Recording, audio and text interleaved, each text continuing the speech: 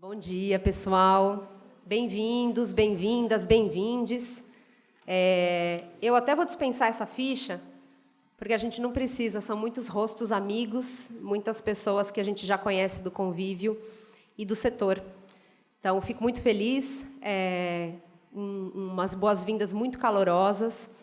Esse evento ele tem vários motivos especiais para acontecer em Santos, não porque eu seja santista, e essa piada já está velha, mas porque Santos é uma das cidades que já vem trabalhando o combate ao lixo no mar, é uma das cidades que a gente vai mostrar para vocês no diagnóstico que tem um potencial de mitigação de poluição muito importante para a proteção do oceano, e porque está acontecendo, o Diálogos da Cultura Oceânica, essa semana tão especial, que vem sendo organizada pela Prefeitura de Santos, pela Unesco e pela Unifesp, e que, gentilmente, e de forma muito parceira, nos cederam esse espaço na programação para que a gente pudesse marcar esse momento tão especial, que é o lançamento do nosso diagnóstico de forma oficial, documentada.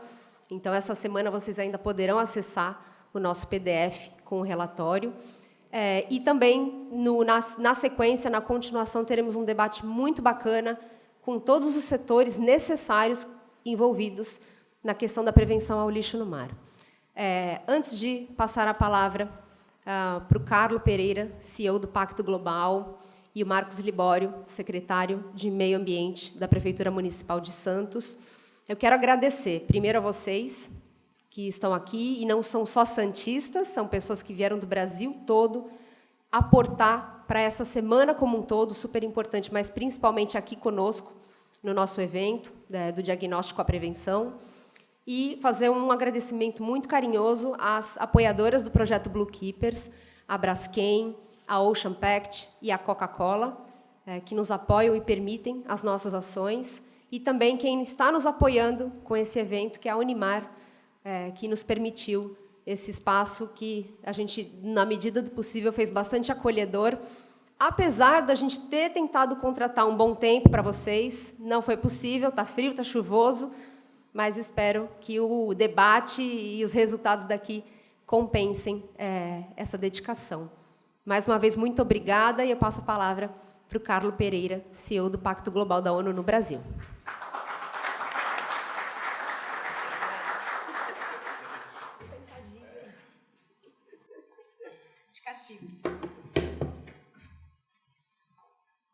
Pessoal, bom dia.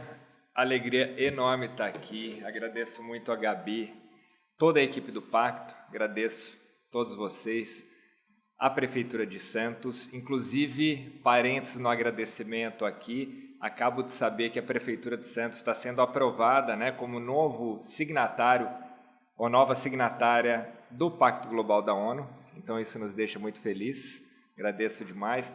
Agradeço muito também ao professor Turra, que é aí um líder nesse tema, muito importante para a gente. Glauco, que eu vejo aqui também, parceiro de primeiríssima hora. E a todos e todas vocês que estão por aqui hoje. E o que eu queria trazer umas breves palavras com relação a esse tema dentro do Pacto Global. Primeiro, o que é o Pacto Global? Acho que é sempre bom esclarecer, Eu brinco que é uma frase pequena, cheia de erros conceituais, mas o Pacto Global ele é o braço da ONU para o setor privado. Então, a gente sabe que, dados os desafios contemporâneos, crise climática, poluição dos oceanos, saúde mental, ou seja, todas as agendas que são super importantes e que estão cada vez mais críticas, a gente precisa de todos os setores da sociedade trabalhando em comunhão. Isso significa o poder público, a sociedade civil, mas também o setor privado. E com relação ao setor privado, não é apenas não promover impacto negativo. É, na verdade, trabalhar pensando numa natureza regenerativa, num mundo regenerativo, em ações regenerativas. E é isso que o Pacto se propõe. E aí eu tenho a satisfação de ter participado do Conselho de Administração Global do Pacto E naquele momento, isso há uns 4, 5 anos, o Pacto decidiu então, né, e foi a primeira iniciativa da natureza do Pacto, a ter uma iniciativa voltada aos oceanos.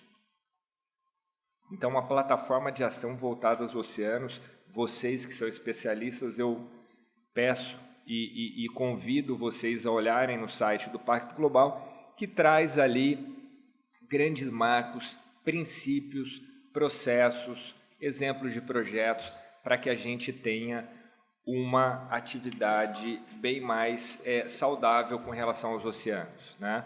Então, como que a gente pode continuar se aproveitando de tudo que o oceano tem, da economia do oceano, só que de maneira adequada, né? E muitas vezes, né, eu sempre comento, as pessoas que não são santos é fácil falar, né, com relação a oceanos, mas quando a gente está em alguma cidade que não é uma cidade costeira, as pessoas tendem a, muitas vezes, negligenciar os oceanos, né? E daí um número que eu sempre gosto de trazer, a gente poderia trazer, o Turra poderia ficar uma semana trazendo dados, evidências, números aqui com relação à importância, mas eu sempre trago que, quando a gente pensa em economia dos oceanos, 80%, né, da economia global passa pelos oceanos, né? Então, se a gente tem comida na cidade, em algum lugar longe dos oceanos, certamente isso aí tem alguma relação com os oceanos, né? Isso só um número para a gente trazer aqui.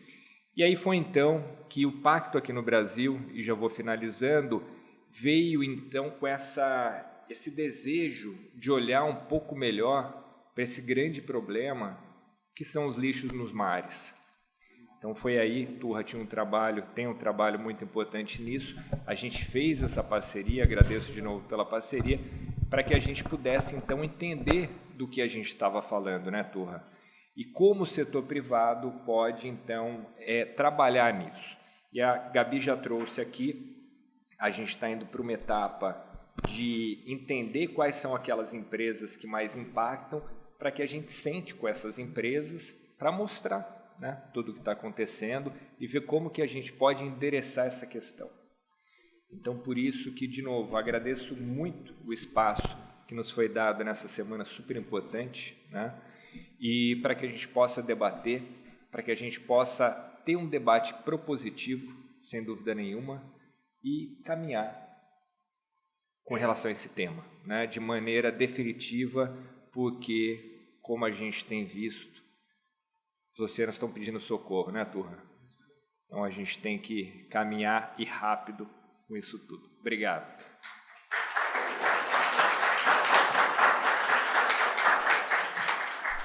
Bom dia a todos. Obrigado, Gabriela, pela oportunidade, Carlo, por estarmos aqui juntos, o Turra sempre amigo também. Estávamos conversando como que a gente transforma isso, tudo que a gente está vivendo aqui em Santos, em ações efetivas, e é isso que é o grande diferencial de Santos, que nós, há alguns anos, temos realmente perseguido e perseverado com as ações que trazem, que são necessárias com a realização do diagnóstico.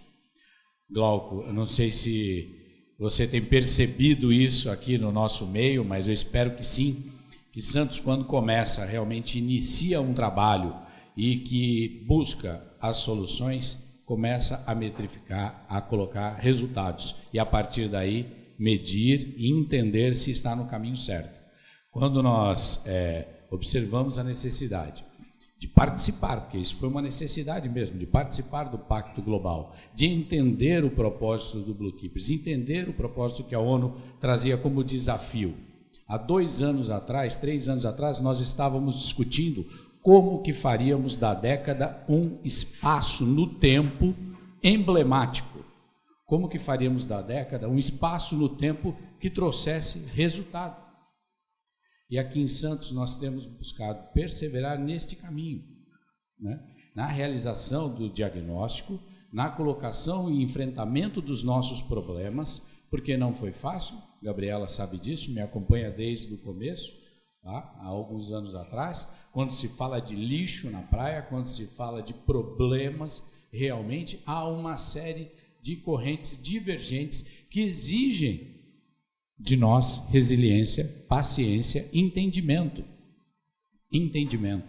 Quando nós falamos de lixo na nossa praia, e a nossa praia, ela é maravilhosa, ela é linda, ela é terapêutica, ela gera esportes, gera trabalho, tem uma série de questões que precisam ser observadas. A nossa praia, ela é limpa diariamente, mecanicamente, há varrições, há um empenho muito grande da prefeitura nesse sentido, em mostrar que nós realizamos serviço. Mas isso ainda não é suficiente. Nós precisamos trabalhar de forma conjunta e participar do pacto é justamente isso. É trabalhar localmente, aqui entre os 9 municípios da Baixada Santista também. A mudança precisa acontecer de uma forma compartilhada nos 9 municípios, mas não podemos perder de vista que o Brasil tem, em média, 8 mil quilômetros de costa. O que for feito aqui tem uma possibilidade de replicação muito grande. E é por isso que a gente só consegue realizar realmente com a união de todos, a união de esforços. Então, a Unesco, a ONU, Pacto Global, as empresas, a universidade, a academia, né, participando de uma forma efetiva deste trabalho, é que a gente vai realmente buscar e conseguir resultados. Nós temos perseverado nisso, na construção de uma política pública que mostre resultados. É isso. O meu boas-vindas a vocês, em nome do prefeito Rogério Santos, em nome da Prefeitura de Santos, se dá no fato de que nós não conseguiremos mudança sem a participação e o engajamento de cada um de vocês aqui nessa sala, que genuinamente estão interessados na mudança. Isso é o pacto. É o pacto que acontece primeiro no nosso coração e na nossa mente, para que a gente possa provocar a mudança. Muito obrigado pela oportunidade.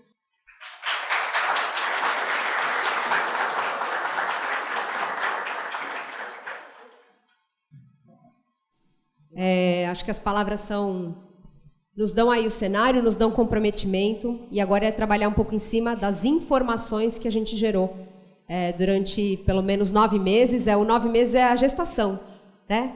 E pariu o sumário executivo do diagnóstico do Blue Keepers, e para isso eu vou convidar o líder da equipe que compôs e que foi todo esse tempo muito parceira, muito correta, que investigou e que nos ajudou a chegar nos números que a gente vai apresentar. Por favor, Alexander Turra, professor doutor, Cátedra Unesco. Eu quero deixá-lo à vontade. Você quer ficar sentado aqui, ali, enquanto eu faço um primeiro... Tá bom. Porque aqui a gente está assim, né? Todo mundo se conhece, a gente deixa a pessoa à vontade. E aí a gente faz essa apresentação e depois abrimos para o debate. Então, o que for surgindo de perguntas, inquietudes, por favor, façam. Esse é o momento. E também lembrá-los que nós estamos gravando. Então, alô você que está nos assistindo gravado. Espero que seja, né, esclarecedor, mas isso não nos deixa fora da possibilidade de responder perguntas por e-mail, pelo site, pelo Instagram. Sigam também o perfil do Blue Keepers. E é isso, compartilhar informação, né? A semana Diálogos da Cultura Oceânica, que valoriza e reforça o papel da ciência, é muito propício para esse momento do Blue Keepers também, da gente trazer o nosso conhecimento científico para jogo. Então é isso, esse é o nosso sumário, ele fica disponível a partir de quinta-feira no hot site do Blue Keepers, dentro do domínio do Pacto Global. Então, vocês estão convidados a acessar a partir de quinta, tá? Nós estamos só nos ajustinhos finais para deixar bem bonito para vocês. E é isso. É uma união para impedir os caminhos do lixo para o mar. Isso não poderia, a gente não conseguiria fazer isso sem a união de esforços. E eu quero deixar aqui o agradecimento novamente a Braskem e a Ocean Pact, que nos apoiaram nessa fase diagnóstica. Temos uma nova apoiadora, né, que subiu a bordo agora em outubro, para novas ações, mas aqui fica o agradecimento e a parceria técnico-científica com a USP, através dos diversos laboratórios da EASH, do IAUSP e da Cátedra Unesco para a Sustentabilidade do Oceano. Bom, parece que eu estou falando aqui para pessoas que já conhecem o problema, já se preocupam e já fazem alguma coisa. A gente não deveria falar num ambiente em que nós estamos tão dedicados ao oceano, o tema lixo, resíduo não deveria entrar. Ele é um intruso. Mas, como ele é presente, nós precisamos falar sobre ele. Então, o estudo, ele se baseou num cenário internacional, numa preocupação internacional do problema do lixo no mar, mas não só pelas notícias e pelas agências renomadas que já trazem números alarmantes. Vou repetir, 80% de fontes terrestres, 150 milhões de toneladas de plástico circulando no oceano, um caminhão de coleta de lixo a cada 1 minuto. Isso tudo já está no nosso imaginário. Mas, para além disso, como a gente traz essa informação para o cenário nacional, para o Brasil? Estamos aqui. E o combate ele se faz em terra. E para começar esse combate em terra, eu preciso conhecer qual é o cenário, quais são as situações, quais são aqueles momentos de escape de resíduos que acabam indo parar, não só no oceano, né? Nós estamos falando também dos caminhos, que são os rios, os igarapés, os canais, entre outras configurações territoriais. E falando de Brasil, a gente precisa reforçar isso, porque são as maiores bacias hidrográficas do planeta. Como o Blue Keeper se insere nisso? Não posso deixar de apresentar um pouquinho para vocês nessa oportunidade. O Blue Keepers ele é um projeto do Pacto Global da ONU, no Brasil, focado no ODS 14, mas como ele busca as fontes de poluição, ele busca circularidade de materiais, ele busca parcerias e lugares onde não há saneamento básico, não há coleta de resíduos porta a porta, nós temos uma coleção de ODSs, orgulhosamente. Então, quando a gente trabalha o Blue Keepers, no mínimo 5 ODSs estão sendo trabalhados, estão sendo dedicados nas suas ações para o cumprimento das suas metas. Então, isso aqui já para nós é um ponto de honra, um ponto importante para configurar, né, o projeto. E a partir desse entendimento, como nós trazemos o setor privado a bordo. Porque o Pacto Global, ele é, como o Carlos colocou, ele é um braço da ONU, ele faz parte do ecossistema ONU, mas que tem aí o seu mandato com o setor privado. O letramento, a orientação, o engajamento, a orientação correta para nós cumprirmos os ODS, mas também tornar essa sociedade uma sociedade melhor para todos nós. E aí, como eu coloco um projeto de combate ao lixo no mar, que traz tantas paixões, traz tanto ativismo, que toca as pessoas, todas as pessoas, como eu coloco isso como uma responsabilidade do setor privado? Nós trabalhamos, né, o Blue Keepers ele foi criado em 2021, então ele já tem 1 ano e meio. Está na sua infância, mas ali, né, se a gente contar que nem idade de cachorro, cada 1 ano a gente multiplica por 7, nós estamos aí na adolescência, vamos dizer assim. E nós temos metas, né, queremos cumprir isso olhando para o horizonte 2030, como todos os projetos do Pacto Global da ONU. E aí nós colocamos 2 desafios, e isso parece muito. É muito, na verdade. Estou sendo bem otimista, mas, ao mesmo tempo, energizada. 100 cidades prototipadas, 100 cidades trabalhando orientações para o combate ao lixo no mar. O que isso quer dizer? Nós começamos com 10. Temos aí um desafio, já pré-selecionamos essas 10 cidades esse ano e um pouquinho do ano que vem. E aí, essas cidades passam a ter também uma capacidade de capacitar outras cidades, de orientar outras cidades. Então, eu começando por Santos. Eu sei que Santos tem uma liderança capaz de mobilizar, no mínimo, mais 8 cidades da região metropolitana da Baixada Santista. Eu sei que Maceió é capaz de mobilizar mais 13 cidades da sua região metropolitana, e assim por diante. Então, as escolhas das cidades prioritárias são pautadas por municípios que possam assumir uma liderança de ajudar outros municípios. Senão, a gente não tem braço suficiente, são 5.570 municípios. Então, essa é uma primeira premissa. E a segunda premissa é como.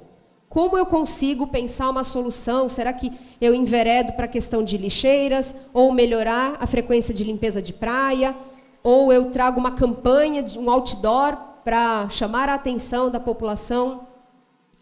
Não tenho essa resposta. Pode ser tudo isso, mas também muitas outras coisas. E o que a gente quer, na verdade, é dar alguns passos para trás. Então, quando nós vamos para cidades prioritárias e fazemos um inventário dos tipos de resíduos que vão parar no oceano, vão parar na orla da praia, nos manguezais ou nas margens de rios, que resíduo é esse? Eu não posso simplesmente dizer o plástico. Que plástico? Qual qualidade de plástico? Qual item de plástico? É uma escova de dente? É um assento de privada? É um frasco de shampoo? Porque isso muda de uma forma muito marcante. Por quê? Se eu falo de um canudo plástico, eu falo de um comportamento de praia. Mas se eu falo de um assento de privada, eu não estou falando de um comportamento de praia. Ninguém leva assento para a praia, né? Tá. Cotonete, haste flexível. Haste flexível, ninguém leva para a praia também. Por favor, se alguém leva, não se manifesta. Isso vem de outros caminhos. Isso vem por outros, seja pela corrente, seja pelo emissário do esgotamento sanitário.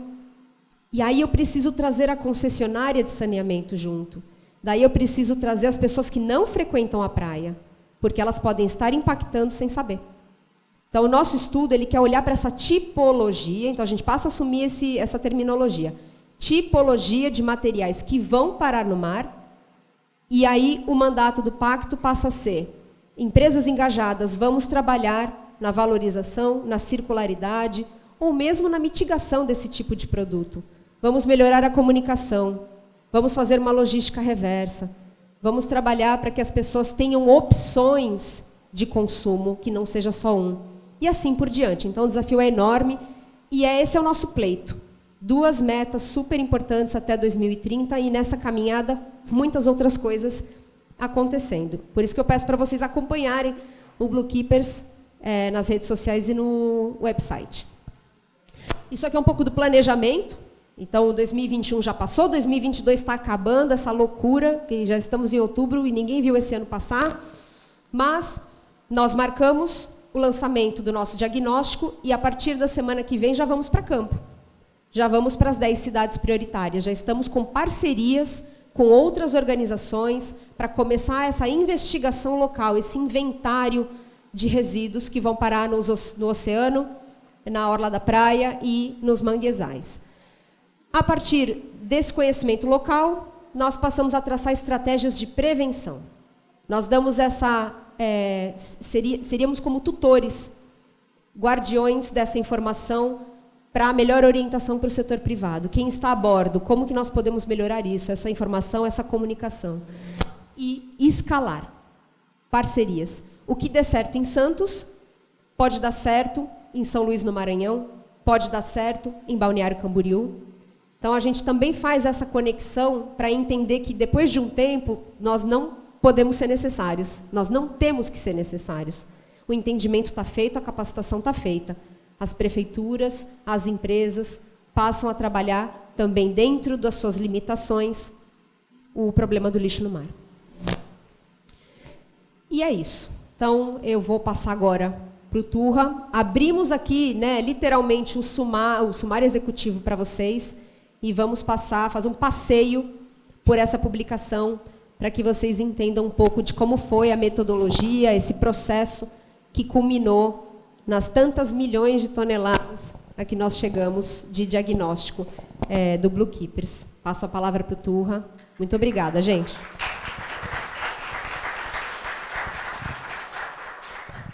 Obrigado, Gabriela.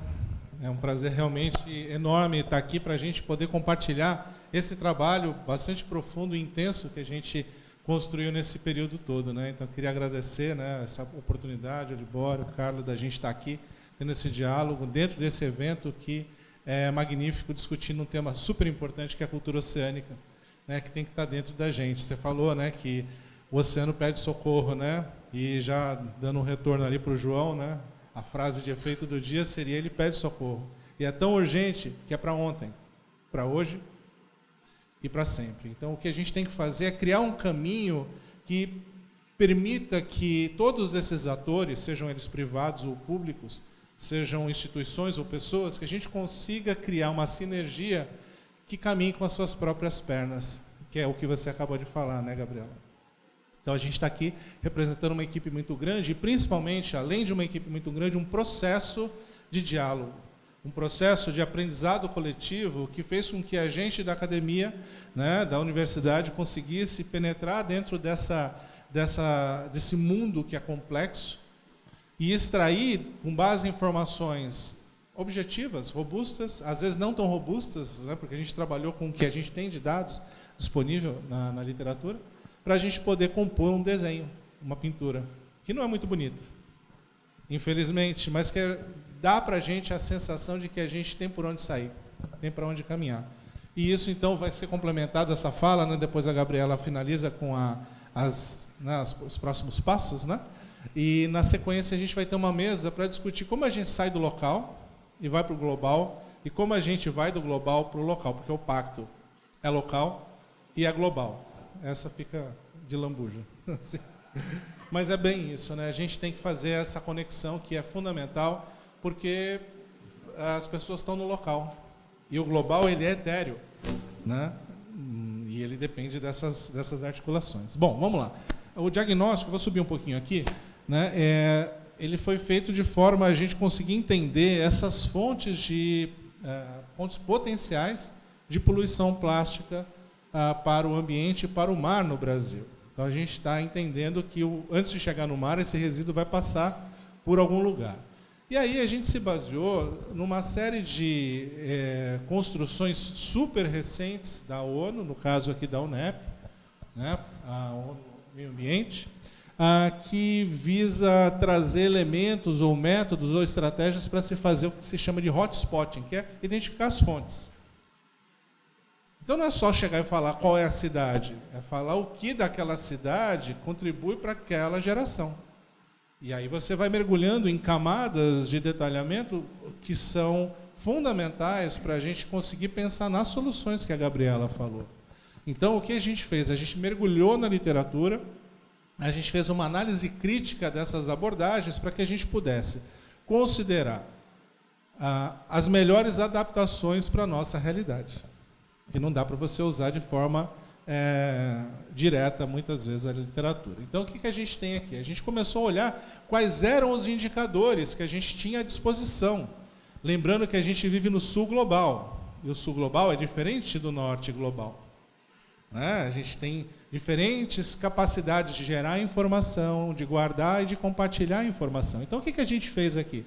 A gente começou a buscar categorias de dados, como densidade populacional, status socioeconômico da população, geração e composição dos resíduos sólidos, coleta dos resíduos sólidos, coleta seletiva e reciclagem, destinação final dos resíduos e áreas e limites territoriais que incluem as bacias hidrográficas, trazendo para a discussão uma visão funcional do território, dinâmica, ecossistêmica. E com isso a gente falou, puxa vida, será que esses dados estão apropriados para a gente usar? E aí a gente criou um jeito de classificar esses dados em função da sua usabilidade, da sua qualidade. Então, por exemplo, um dado muito velho, de 20 anos atrás, não é um dado muito bom.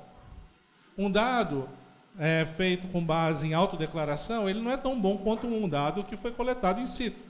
E por aí a gente chegou numa classificação que a gente tinha 18% de dados que seriam muito bons, uns 54% com usabilidade média e uma grande quantidade ruim ou sem fontes nacionais, ou seja, 13% ali, dados que a gente não conseguia sequer usar, sequer ter informação. E com isso a gente fez uma seleção de 26 fontes de informação que a gente tinha condição de usar nesse local. Talvez na Noruega eles tenham 48 fontes de informação robustas para usar, a gente não tem isso. Ainda. E aí que vem a transformação. O passo seguinte. Né? E daí o que aconteceu? A gente começou, então, a sistematizar esses 26 parâmetros e a criar um mecanismo de criar uma contabilidade, né, um balanço de informações, a gente usou isso muito para o balanço dos resíduos, chama balanço de massa, para a gente incluir todas essas informações, inclusive informações que na literatura não são utilizadas, como aspectos relacionados ao status socioeconômico da população. Por exemplo, populações em aglomerados subnormais. Porque tem muitos locais que não tem aglomerado subnormal, né? Aqui tem. População flutuante, que é muito marcante na região costeira, que, né, cria uma pressão adicional sobre o sistema de coleta e destinação final de resíduos. E por aí vai.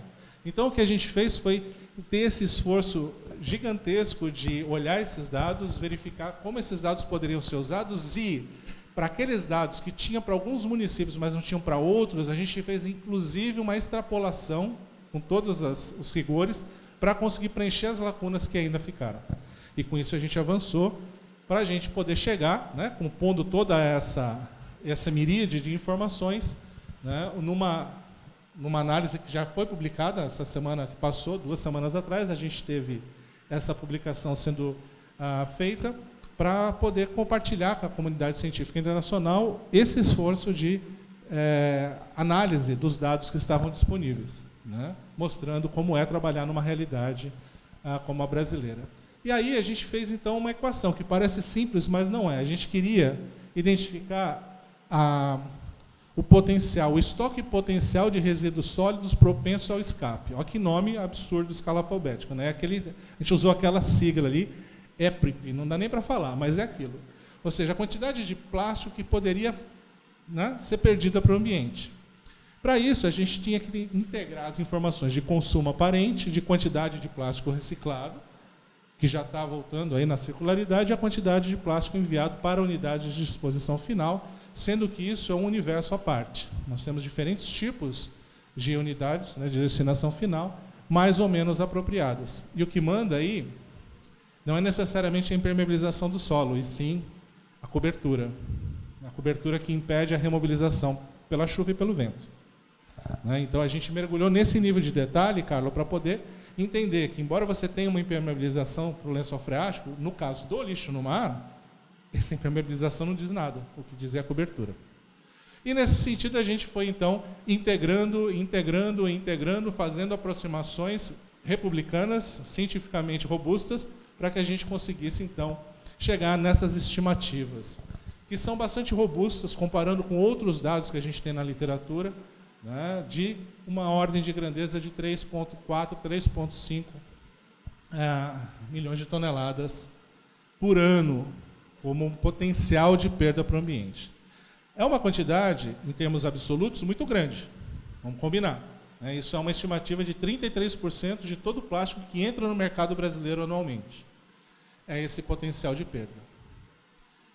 Boa parte disso está indo parar nos rios e boa parte disso está indo parar no mar. E esse foi o próximo passo que a gente deu. Nesse momento, a gente identificou que os principais municípios que são responsáveis por esse valor são os municípios com grandes populações. São as capitais, são as grandes cidades. Por quê? Porque se consome e se gera muito resíduo. Então, em termos absolutos, esse é o foco. Porém, quando a gente vai olhar, né, de forma mais aprofundada, a gente pode pegar um município, por exemplo, Belém, e olhar ali, tá bom, Belém está dentro daquelas cidades que mais produzem, mas qual que é a pegada, qual que é a digital de Belém? Aí a gente começa a ver que em Belém a gente tem um critério de desigualdade muito alta.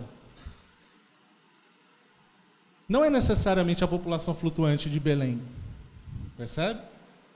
A gente tem uma população que é grande e com uma renda per capita muito baixa. Então, aspectos socioeconômicos têm um peso muito grande. É claro que resolver isso precisa de 30, 50 anos. Um país crescendo 5, 6% ao ano. Não é verdade? Talvez isso seja intangível numa escala de até 2030, mas você tem outros caminhos para reverter isso que podem dar um fôlego nessa problemática, enquanto outras mudanças vão sendo feitas. E aí vem as ações de mitigação, como as barreiras, como a educação ambiental, enquanto a gente não cria, de fato, um caminho mais efetivo voltado para a circularidade, que é onde o Pacto Global, né, e aí o Pacto Global do Lixo, né, que é o tratado que vai ser criado, vai mirar. Como que você consegue pensar de forma abrangente, holística, integrada, toda essa problemática, né, para não ter resíduos no ambiente. E aí o que acontece? Quando você vai olhar, não a quantidade total, mas a quantidade per capita, a gente tem um outro cenário, com cidades muito pequenas, espalhadas aqui no litoral brasileiro, mas concentradas no sul e no sudeste, que tem problemas diferentes. Não é a quantidade de gente. Aqui vai ter mais um aspecto da população flutuante, da infraestrutura disponível nesses municípios, como Ubatuba, por exemplo. E nessa realidade de dados per capita, a gente tem aí 16 quilos por pessoa por ano. Né? Eu juro para vocês, a primeira vez que eu vi esse número, eu falei, nossa. Mas não demorou 30 segundos para eu falar, puxa, né? Assim, porque o que é 16 quilos? São 5 sacos de arroz, do grande, basicamente. Eu falo assim, eu consigo carregar no colo. Poxa, se eu pego 3 sacos, será que eu não consigo me livrar de um? Não é tão intangível assim, eu consigo, né? Se livrar de um é 1/3. E aí você consegue, não necessariamente resolver o problema como um todo, mas você consegue atenuar. Então, embora esse número seja alarmante, assim, seja 16 quilos por pessoa por ano, na verdade, ele para mim sinaliza que é algo tangível, algo possível da gente fazer. Vocês não sentem a mesma coisa? As cabeças estão fazendo assim. Tá? Mas é isso, e é nesse sentido que a gente tem que pensar. Como que a gente faz virar 10? Como que a gente faz virar 5? O que está faltando? É na questão mais da produção e do consumo? É na questão do reuso e da reciclagem? É na questão de ter uma destinação final mais apropriada? De ter coleta, minimamente? Do que a gente está falando? Né? E, nesse sentido, a gente, nesse estudo, com base nesses dados de entrada, a gente calculou a probabilidade desse resíduo ir para o oceano. E aí a gente integrou uma série de outras informações que também tiveram aí uma análise de usabilidade, só que nesse caso ela foi 80% boa e muito boa. A gente usou dado de precipitação, vento, topografia, uso e cobertura do solo, hidrografia, que é um dado riquíssimo do Brasil, barragens e situação socioeconômica da população em aglomerados, né, subnormais ou assentamentos informais. Então a gente integrou essa informação para calcular esse risco, que considera o risco do resíduo ir parar no corpo hídrico e do corpo hídrico ir parar no oceano. É claro que o município costeiro tem um grande riozão do lado, que é o oceano. Então você tem uma fuga direta também. A gente integrou isso nessa reflexão. Então a gente precisava entender como era esse movimento de chegar num corpo hídrico e depois ir parar no oceano pelas bacias hidrográficas. E a gente chegou em representações como essas, que são bastante curiosas. Eu vou explicar, né? Isso aqui é a chance de chegar num corpo hídrico. Isso depende muito de chuva, da inclinação e do vento. Ali naquela escala você tem baixo risco, né, nas cores mais claras, e alto risco nas cores mais escuras. E você vê aqui na região nordeste, em que a gente tem um risco menor, muito em função da chuva, né? Além de outras questões relacionadas a consumo. Mas você tem regiões no sul do Brasil, no norte, lá onde chove muito, e na região costeira, especialmente no nordeste, riscos muito altos associados a essa chance desse resíduo parar no corpo hídrico, podendo ser o rio ou o mar, se o município for costeiro. Nesse sentido, quando a gente olha essa mobilização secundária, aparece um outro dado super importante e muito interessante, usando a mesma lógica de cores claras é mais baixo risco e cores mais encarnadas mais alto risco. E aqui, por exemplo, vocês em São Paulo. Né? São Paulo, essa região aqui, agora não sei, não vou conseguir mostrar. Essa região aqui, ela está aqui, né? Ela está com um risco muito baixo, por duas razões. Primeiro, a distância do mar, por rios, e não pela imigrantes, né? Não vale, né? Tem que ser por rio, então os rios correm para o interior e vão sair lá entre Uruguai e Argentina. E por que a gente tem muitas barragens? As barragens têm um efeito importantíssimo na retirada do resíduo, né? Porque não pode resíduo na turbina e não pode resíduo para a gente fazer distribuição de água, né? Então tem que fazer essa retirada, e isso acaba fazendo com que essa região, que potencialmente poderia ter um número muito grande, né, uma contribuição muito grande, seja pequena em relação ao mar. Isso não quer dizer que a gente não tem que se preocupar, porque os rios importam também, né? Mas, para a região costeira, o risco maior está associado, né, para o mar, o risco maior está associado à região costeira e alguns municípios da bacia do Amazonas, mostrando aí uma estratégia, um foco dessa ação, para que a gente possa, então, definir investimento de recursos para, por exemplo, combater o problema. Bom, e nesse sentido, né, a gente tem essa informação sendo agregada por bacia hidrográfica. Então, se você junta São Paulo aqui, você tem essa bacia hidrográfica como um grande potencial de mobilização de resíduos e que vai sair, eventualmente, compondo aqui com outros países, lá no Rio da Prata, com uma quantidade que é proporcional ao que a gente tem de potencial de saída pela Baía da Guanabara e Baía de Sepetiba no Rio.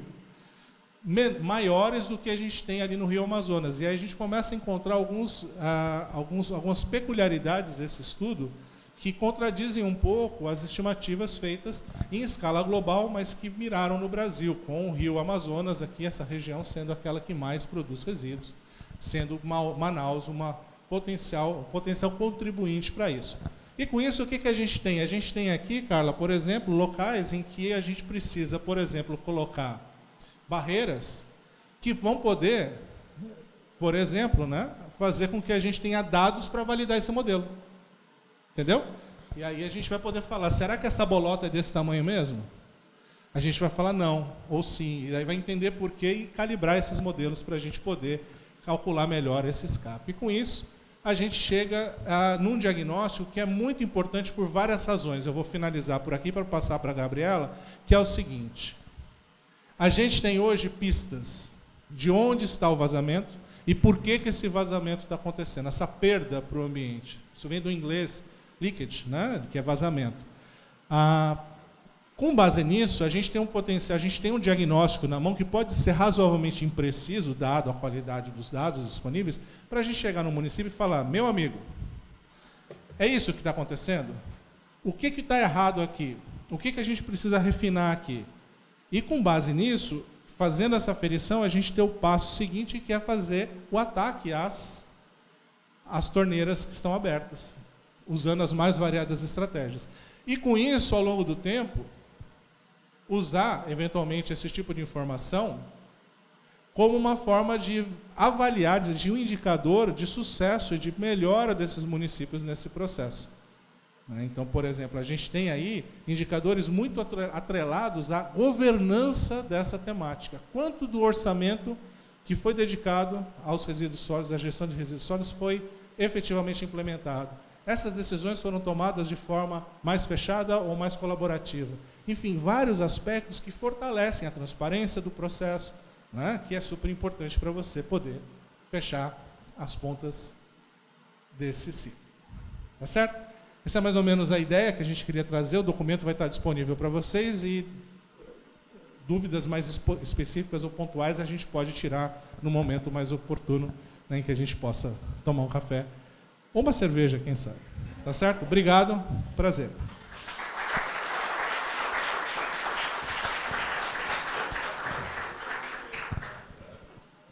Obrigada, Turra. Bom, e o que a gente faz com essa informação?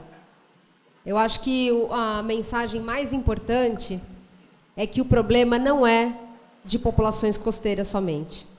A gente precisa olhar para o interior do país. Nós precisamos falar com as pessoas dentro de casa. Não é à toa que muitos lugares fazem mensagens, né, em bueiros, nos sistemas de drenagem, ou trazem isso para campanhas que são veiculadas na TV. A gente precisa levar esse tipo de informação qualificada para dentro da casa, para a rotina, para o cotidiano das pessoas, porque todos os comportamentos levam a um potencial escape de resíduo para um corpo hídrico e, consequentemente, para o oceano. Então, estamos todos... dá um certo alívio, mas, ao mesmo tempo, que bom que não estamos só com essa carga quem trabalha com o setor e quem mora em cidades costeiras. Temos muito assunto para botar em dia com pessoas de todos os lugares. E como o Blue Keepers faz isso, né? Essa missão que não é impossível, mas é uma missão que exige dedicação e não é uma mesa de 3 pés, é uma mesa de 4 pés. Senão a mesa não para não sustenta, é desagradável, você fica ali, você quer comer alguma coisa ou beber alguma coisa e alguém tem que ficar segurando a mesa. Literalmente, o problema do lixo no mar tem sido esse. Enquanto 1, 2 ou 3 setores tentam segurar, um quarto setor precisa subir a bordo para fazer essa mesa ficar estável. E varia muito, né, de lugar para lugar. Então, como nós vamos fazer isso? Qual é o nosso plano? Tipo cartela de bingo. Então, eu vou apresentando para vocês onde a gente vai começar a dar bingo. Analisar os sistemas municipais. Então, conhecer as localidades, entender se há uma cobertura de coleta seletiva ou se o resíduo reciclável seco ele tem que ser entregue num ponto de entrega voluntário, como funciona, né, a cultura local, o entendimento local da gestão de resíduos. E entender também que algumas estruturas municipais, por falta de viabilidade ou, enfim, porque não foi feito um planejamento, algumas centrais de triagem de recicláveis, por exemplo, ficam à beira de rios. Alguns aterros sanitários possuem rios próximos, e é aquilo que o professor Turra falou. Se a cobertura falhar, vem o vento, vem algumas condições e carregam esse resíduo para o corpo hídrico. Então, é entender esse cenário, entender como ele se coloca. O segundo é diagnosticar de fato o que é o problema. Então, em Santos, como o secretário colocou, nós já temos um trabalho, né, de alguns anos inventariando resíduos que vão parar na orla, resíduos que vão parar em manguezais, e a gente já tem ali uma lista, né, não vou chamar a lista condenada de resíduos, né, os itens proibidos, os itens mais poluidores. A gente nem quer encarar assim. Na verdade, a gente precisa entender para dar uma orientação para o processo produtivo, para que ele reformule, repense, melhore a comunicação, melhore o material. É uma vastidão de opções de solução para uma informação que é muito simples, se organizada, se metodologicamente colocada. E, a partir daí, fazer uma orientação, né, que envolve atores-chave locais. Então, quais são as organizações que já atuam? Quais são os comércios, os estabelecimentos que já trabalham de alguma forma com essa informação? Será que ela está alinhada com o problema real, que, por sinal, está sendo combatido pela infraestrutura municipal? Então, entendam, a gente vai, como um jogo de tabuleiro, vai passando as casinhas, mas vai carregando a experiência das casinhas junto, para fazer o cenário. E, a partir daí, como as empresas sobem a bordo, orientadas, focadas, com o Blue Keepers, trazendo a informação, orientação, trabalhando ombro a ombro, ações coletivas, ações que não sobrecarreguem um só setor, mas que são responsabilidade de vários. Como eu coloquei, muitas vezes, uma concessionária de saneamento pode trazer muito para um problema de uma determinada localidade. Pode ser também uma rede varejista. Então, a gente faz todas essas ligações com a característica local e como ela pode ser escalada depois para características similares. E aí a gente faz esse plano de ações. Nós entregamos esse plano de ações. Esse é o nosso pleito até meados, eu diria, fim de 2023, ter toda essa cartela do bingo preenchida, porque aí começa um outro game, começa uma outra fase, como a gente sobe essa discussão até para políticas públicas, como a gente traz o Pacto Global através do Blue Keepers como um ator engajado, responsável, consciente e que também está ali ancorado nas viabilidades, né? Eu não posso inventar coisas mirabolantes, eu preciso estar conectado à realidade para fazer isso acontecer. Onde começaremos, né? Então, a partir do diagnóstico, como vocês viram da equipe do professor Alexander Turra, nós temos aí um divisor de águas. Nós temos o estoque plástico disponível para escape, potencialmente escapando para o ambiente, que não necessariamente é o oceano, entendam, por isso que às vezes aparece ali Brasília, aparece Curitiba, e você fala, mas como apareceu? Por quê? Nós estamos falando primeiro de potencial de escape. O segundo momento da metodologia é o quanto desse escape tem uma probabilidade primária e secundária de parar no oceano. Ou se esse escape vai direto para o oceano. Então, são dois caminhos. Como a gente, com base nisso, decidiu atuar? nós decidimos começar pelas cidades num mix entre o estoque plástico disponível e o alto risco. Então, cidades com alto risco de qualquer escape que seja uma sacolinha plástica, nessa localidade tem um alto risco de parar no oceano. Por isso que algumas cidades aparecem e a gente se pergunta, mas elas não apareceram com um estoque plástico disponível, mas elas aparecem como risco. Sim, porque são parâmetros, são indicadores diferentes. E para que o Blue Keepers possa atuar e dar escala, ele vai nos dois tipos de cidades, para entender, ou nas que reúnem as duas condições, para que a gente possa entender cada vez mais como fazer essa prevenção, ações assertivas de prevenção. Então, estão postas, vocês não estão lendo errado, tem mais de 10, e tem algumas regiões, por isso nós chamamos de localidades. Entendendo que eu posso, eventualmente, começar por Maceió e ampliar para a sua região metropolitana. Como o Turra falou, questões de governança. Entendendo que eu posso até assistir Maceió, mas se eu não trabalhar com a região metropolitana, eu não estou trabalhando o problema como um todo. Eu preciso desenvolver, ou pelo menos ajudar a desenvolver governança. Então, isso se aplica a basicamente todas as cidades aqui mapeadas. Elas são pontos de chegada, mas elas não se resumem só às suas fronteiras administrativas. A gente precisa criar a mobilização de cidades que trabalhem conjuntamente. Afinal, o resíduo ele não vê fronteira. Ele vai escapando, ele vai voando conforme a condição geográfica ou o comportamento humano. Esse a gente consegue trabalhar mais. E aí, passamos para a fase de redesenhar, recircular e valorizar resíduos. Valorizar materiais, e não somente o plástico. A questão aqui passa o plástico, passam outros materiais. O plástico é visível, o plástico é leve, o plástico voa, mas tem outros materiais que também chamam nossa atenção. Quem coleta resíduo em praia sabe que tem toda uma diversidade de materiais e artigos, e nós precisamos olhar para esses artigos e dar o mesmo tratamento isonômico, igual. A preocupação é a mesma com todos. E o sumário fica disponível, então, a partir de quinta-feira. Estamos aí dando os últimos ajustes. Vocês podem fazer download gratuito e também seguir as nossas plataformas. Estão mais do que convidados e eu chamo de volta o Turra para a gente abrir aqui um pequeno espaço de debate, lembrando que nós temos um painel depois, bem rico, com outros atores, mas que nós também ficamos disponíveis para que vocês, depois que leiam o sumário, se surgir alguma dúvida, alguma inquietude, nos acionem, que nós vamos ficar à disposição. É isso, gente. Obrigada.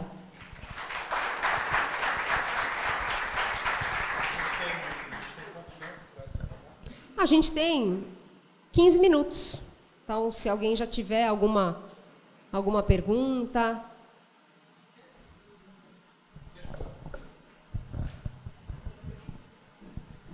Obrigada, Turra. É uma questão metodológica simples. Você está abordando a questão do plástico ou do escape em aterro, se o aterro perde a cobertura, ou seja, é uma abordagem de risco de mobilização ou escape de curto prazo, porque eu entendo que no longo prazo, todo lixo se degrada, e no caso do plástico, em nanopartículas, e necessariamente ele é mobilizado ou infiltrado no solo, e aí o risco de terminar no oceano é muito maior ou quase certo. Então, na perspectiva do nanoplástico, eu acho que é um fator assumido como certo ou seguro. Então, estou entendendo que vocês estão tratando aqui numa questão mais do plástico ou macroplástico. Não, perfeito. Esse recorte que a gente fez foi pensando nos grandes itens e na perspectiva de que eles têm que ser contidos ou não gerados para, no segundo momento, não gerar os microplásticos. Mas se for um aterro controlado, eles não vão passar para o lençol freático, mas se for um lixão, eventualmente sim, na medida que eles vão sendo degradados. Oi? Se for um aterro controlado, não, porque não passa nem o churume, não passa nada, não deveria passar. Então, você tem essa impermeabilização com as mantas, e com isso você, a princípio, conteria esse resíduo lá, assim como você contém o churume, Isso. Mas se for lixão, não. Na equação foi consideradas as unidades de disposição adequadas, também diferenciando o que é aterro sanitário, estado da arte, e o que é lixão, aterro controlado, que é aquela transição ali meio, é uma unidade maquiada, vamos dizer assim. Então, isso foi considerado na equação. E, Karen, a gente começa pelo visível mesmo. Nosso desafio, como todo micro e nano veio de um macro, a gente quer fazer essa prevenção para que, com o tempo, isso vá diminuindo, né? O que já está no ambiente vá diminuindo gradativamente.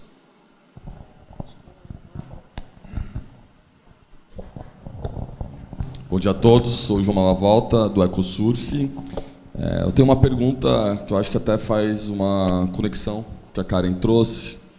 Eu gostaria de entender se já existe algum estudo, algum levantamento sobre o que é o impacto evitado desse resíduo extraído das áreas naturais, desse passivo ambiental. Como que a gente poderia calcular isso?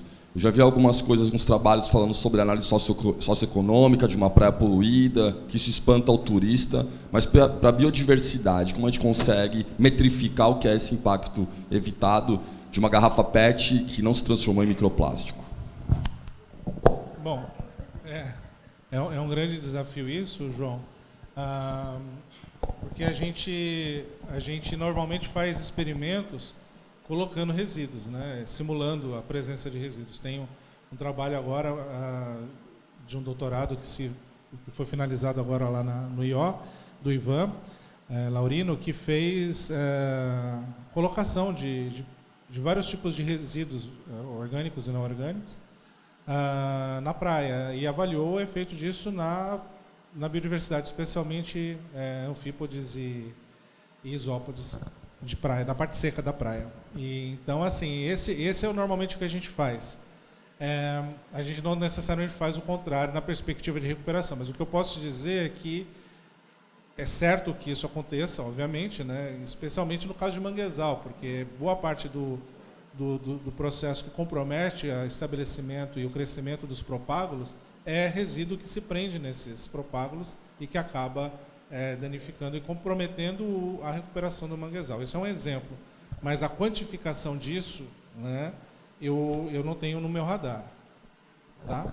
Mas certamente ela, se você puder tirar um canudo do mar, tira. Essa é a questão. Não dá para falar assim, não, porque cresceu o organismo em cima. Tira. Exato. Só vou complementar isso que você falou, João. Você deu o exemplo do turismo, né? Isso, para mim, é uma bola quicando, e para o Blue Keepers, porque nesse ecossistema Pacto Global, nós temos aí quase 1.800 entidades empresariais e não empresariais, de todos os setores. Isso me dá muito argumento para chegar para uma companhia aérea, para uma grande rede hoteleira, para a saneadora, e fazer a conexão oceano, as suas práticas e como isso afeta o seu negócio. Acho que é onde dói um pouquinho mais inicialmente, aquela dor inicial, mas que depois vem com um letramento, de que é melhor prevenir, de que é melhor manter num status um pouco mais, né, adequado. Deixa eu completar só com uma outra informação antes de te passar, que é a seguinte: esse exemplo do impacto do resíduo no turismo, ou na economia do município, a gente calculou, né, foi o Alan Krelling no seu doutorado, né, eu fui orientador dele, a gente publicou isso em 2017, e a estimativa era de até 8,5 milhões de dólares por ano o prejuízo gerado em Pontal do Paraná, que é uma cidade pequenininha. R$1.000 faz diferença no orçamento municipal. Imagina isso. Então, e só que o modelo de turismo lá é de residência, turismo de segunda residência. Não tem esses operadores turísticos. E aí você tem uma ponderação do tipo, quanto custa a limpeza? E vale mais a pena prevenir, porque a prevenção não é em Pontal, a prevenção é em Paranaguá. Então o lixo é transportado de Paranaguá, ele arriba ali, né? Ele chega na praia ali, e então você tem uma complexidade muito grande e tem que ser atacada regionalmente e não necessariamente localmente. Percebe? Essas soluções consorciadas, elas são muito importantes para você trabalhar a região como um todo, e não um município que às vezes é destino e não fonte, né, para parar de enxugar gelo. Só complementando o exemplo, se a gente imaginar os finais de semana de feriados, grandes temporadas de verão, a quantidade de resíduo que é deixada de ser coletada em São Paulo, porque a produção está no litoral, ela aumenta significativamente. Então, talvez a gente deveria ter uma compensação de investimento nesses períodos, porque a gente tem que ampliar a coleta, né, Libório? Oi, bom dia. Nayana Cordeiro, da Edição Ambiental. E eu tenho uma dúvida sobre a metodologia, se foi considerado só o resíduo encontrado na praia ou se foi considerado também encontrado no fundo, em mergulho. Na verdade, a gente, nessa abordagem que a gente fez, nenhum dado foi coletado na praia ou no mar. A gente trabalhou com os dados, os indicadores de geração, certo? Que estão antes disso tudo acontecer. E a gente trabalhou com esse potencial. Boa parte desse lixo que vai chegar ali num estuário, ele vai voltar para a praia, boa parte vai para o oceano, dependendo do local e das correntes. Né? Por exemplo, aqui em Santos, é uma situação muito, muito curiosa. Tem até um aluno do IO hoje, de iniciação, um professor que trabalha com circulação, fazendo esse estudo, que ele quer saber o impacto das frentes frias, desse acúmulo de água que tem nas frentes frias, porque tem uma regrinha assim, né? De quando o vento sopra para cima, a corrente empurra para a esquerda, né? E à esquerda aqui a gente tem o continente. Então, em momentos de frente fria, a gente tem, na verdade, a não dispersão do resíduo da região da Baixada. Já em períodos de tempo bom, essa dispersão ela é potencializada. Então, enfim, o passo seguinte é ir para a praia, olhar esses resíduos e aí fazer uma conexão com os principais agentes, né, da cadeia produtiva, né, Gabriela? E começar a entender de uma forma mais abrangente como é essa realidade na costa brasileira. Olá.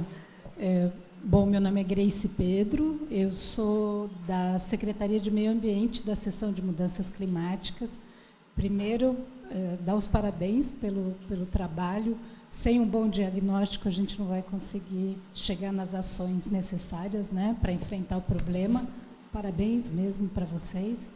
E eu gostaria que vocês falassem mais sobre o papel dessas empresas, já que o pacto está bastante focado, né, no setor privado, e chama bastante atenção, né, que grandes fontes, né, produtoras e utilizadoras do plástico estão aí nesse pacto e fazendo parte do projeto, né? Então, gostaria de ouvir mais o papel, né, como é que essas empresas foram chamadas a participar e como elas realmente participam do projeto. Obrigada. Na verdade, assim, esse é um processo muito, muito rico, né? A materialização desse projeto, ela começa com um diálogo entre a Braskem e a Universidade de São Paulo, em função de um trabalho já anterior de parcerias em várias frentes, né, dentro do setor. Na medida em que isso começa a maturar, a Braskem entende que o Pacto Global é um nicho importante para esse projeto ganhar uma dimensão. Carla, me corrija se eu estiver falando besteira, tá? Mas aí o pacto ele é entendido como um locus importante para dar a dimensão que essa temática precisava. E daí o Braskem fez um contato com o pacto traz essa ideia, incorpora isso, Maite, me corrija também se eu estiver falando besteira. Né, incorpora isso na sua agenda de água, né, que a Maite aqui lidera. E aqui a gente tem então um movimento que começa então a agregar outros parceiros, e daí veio a Ocean Pact, e no segundo momento a Coca-Cola, né, no terceiro momento a Coca-Cola. Então, nesse sentido, você vê que é uma preocupação muito legítima, e eu posso dizer, da minha experiência particular, que sempre foi uma discussão muito elevada do ponto de vista de princípios e de metas, né?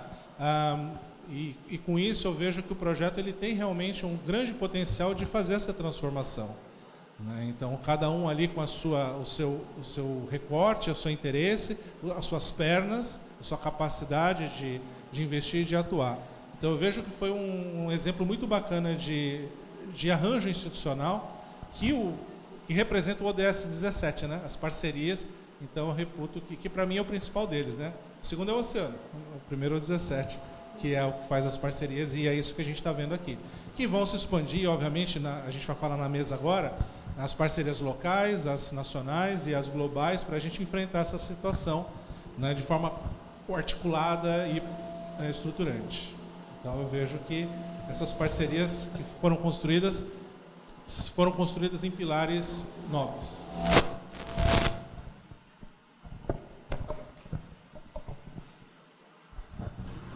Bom dia. Bom dia. Eu sou Fábio, sou biólogo e tive algumas passagens várias na minha vida e hoje eu sou diretor de Educação Ambiental do Instituto Ecofaxina.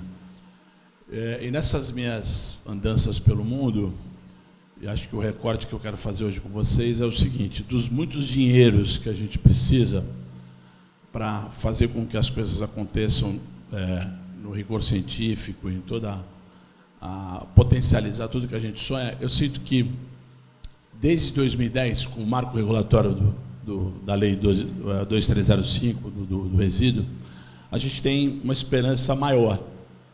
Esperança maior porque dos 5.700 e tantos municípios brasileiros, todos eles investem de 6% a 12% do seu orçamento municipal para destinação correta de resíduos. Não sei se esse dado é um dado público.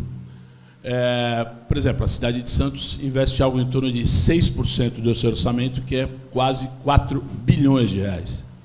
Então, eu creio que esse diálogo que vocês estão fazendo com muito esmero, com muita técnica, muita qualidade, precisa sim dialogar com essas empresas que hoje já prestam serviço. Todas as cidades do Brasil fazem contratos públicos de destinação correta de resíduos, e esse diálogo da academia, do terceiro setor, ajudando, entre aspas, colaborando como copartícipe da gestão do território das empresas contratadas, me parece, assim, do ponto de vista geopolítico, estratégico, uma grande virada de chave para o que a gente quer.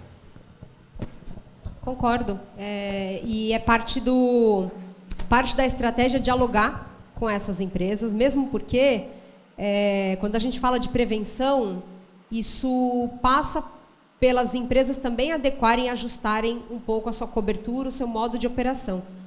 Então, um dos exemplos que eu ouvi aqui acho até que foi o seu, Turra, de que a gente acaba investindo numa limpeza, quando, na verdade, poderia ser investido na fonte. Então, se a gente está falando de uma comunidade, de uma área de ocupação irregular, com milhares de pessoas, né, não atendidas, e esse resíduo, de alguma forma, toma o caminho até a orla, porque limpar a orla 3 vezes por dia, se nós podemos investir nessas áreas, numa coleta adequada, numa infraestrutura, e isso vai ter que contar com a inteligência das empresas de limpeza. A gente vai ter que contar com as empresas de limpeza urbana para pensar junto com a gente essa territorialidade da prevenção. Não, perfeito. E isso, 2 comentários breves. Assim, a gente tem aqui o exemplo do Ecofaxina, né, o Fabão William aqui, representando, e um trabalho que vem há muito tempo buscando fazer esse tipo de conexão, né, para trabalhar a barreira, mas não só a barreira, né, a coleta antes de precisar da barreira, e todo um trabalho comunitário muito importante. Mas isso é exemplar e precisa ser fortalecido. Mas tem um ponto que você falou 4 bilhões de reais por ano. Eu pensei em sacos de arroz, lembra aquela coisa? Por exemplo, se eu tiro 1/3, sei lá, 1/4 disso, 1/4 disso é 1 bilhão. Se eu consigo, com ações de gestão, articulação, reduzir meu gasto municipal de 4 para 3 bilhões, o que dá para fazer com 1 bilhão, Tatiana? Fala para mim. Dá para fazer bastante coisa. Dá para botar um monte de gente na escola integral. Dá para fazer 1000 coisas. 1 bilhão de coisas, né? Eu acho que é isso. E aí tem um conflito, não explícito, mas um conflito subliminar, que acaba acontecendo com o setor de limpeza pública, que, a princípio, afere o seu ganho em função da quantidade de resíduo que coleta e destina. E aí, né, nessa realidade, falando de forma muito livre, né, quanto mais resíduo, melhor. Aspas. 1000 aspas. Reticências. Tá certo? E nesse sentido, é importante a gente entender como que a gente consegue qualificar isso, né, Libório, para a gente poder trazer receita adicional, ou seja, trabalhar com isso gera receita para os municípios. E na hora que você explicita isso, 1 bilhão, 25%, gera 1 bilhão. Não, eu gostei desse 1 bilhão. Eu falei, é factível, é tangível. Eu estou falando isso porque não é ilusão, é factível. Pensa, os 16 quilos, eu deixo um do lado, é fácil, não é difícil.